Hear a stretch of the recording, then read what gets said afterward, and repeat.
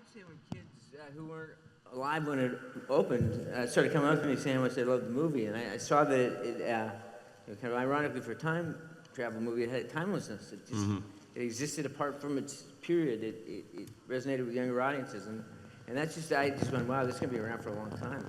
Yeah. These kids like it. My kids haven't watched it, but Really? I don't think so. If they haven't told me about it. They were just watching it in secret. They're watching yeah. it in secret. Yeah.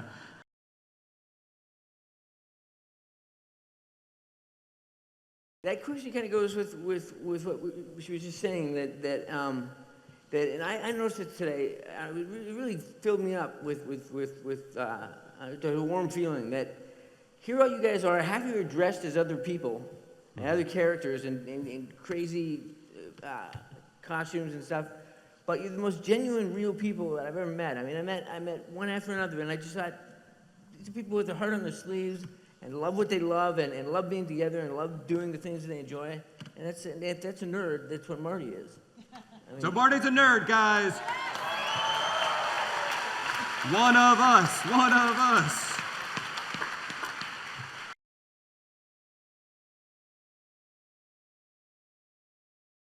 I wish I had a reel, a gag reel of how many times I got clipped by that freaking door, the DeLorean door.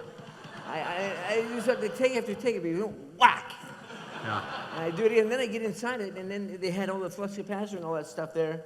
And in order to drive it, I mean, it was the worst thing to drive. It had 2 gears, and I'd slam it forward, and my hand would smash into the flux capacitor. My hand would be bleeding, my head would be bleeding. And I had to clean it all up to get to the Family Ties set. And I'd be backstage at Family Ties waiting for my entrance and going, where's my camcorder? And I'm looking for props from Back to the Future. I almost called Meredith Baxter Doc. I mean, I was out of my mind. But I do remember getting, I mean, I seriously, if I had a clip of every time I got hit by the door, it would be like 30 seconds of whack, whack, whack. So people say, what would it take to get in the DeLorean again? I said, a lot.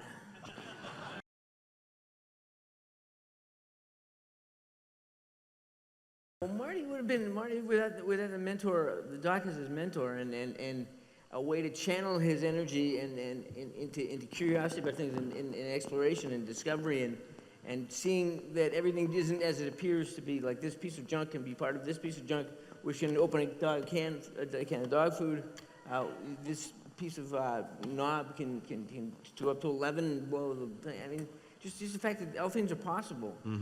Because when you're 18, 17 years old and you're in high school, I mean, a lot of things don't seem possible, and you're kind of running up against what you can't do and who you aren't and where you don't fit in. And so to have this mentor, this guy who was not like every other adult he knew, but was really special and invited him to share his ideas and his adventures.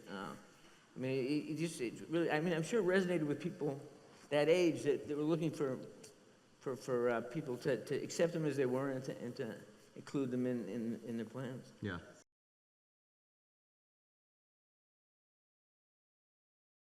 If I can just say one thing about Chris,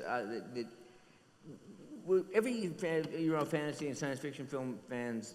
You know that any fantasy story or any myth or whatever, it's built on certain rules. If there's magic powers, they work if this under these circumstances, or this has to happen, or you have to get the rock from the stone or whatever.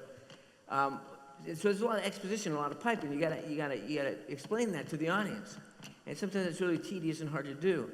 And Chris is such a brilliant actor that he was able to, all that stuff that he was saying as Doc, he was explaining how the film worked. He was explaining how the story worked and made it possible for everyone to get on board and enjoy it.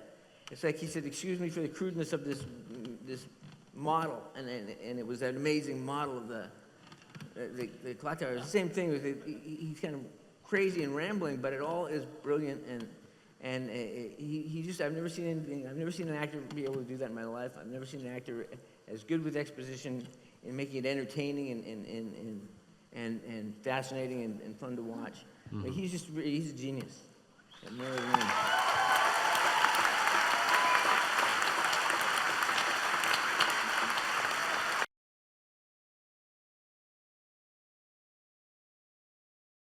Probably the first one, just because it was just such an overwhelming experience. It was, like I said, doing the show and the movie at the same time, but just to step in with these amazing people, this cast and Bob and everybody, and really kind of, I was just about 5 or 6 years removed from being a kid in Canada, like, just, thinking I was gonna work on the fish docks, or join the army like my dad, or do something.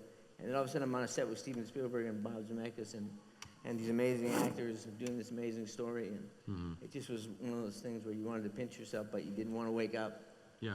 It just was an amazing experience.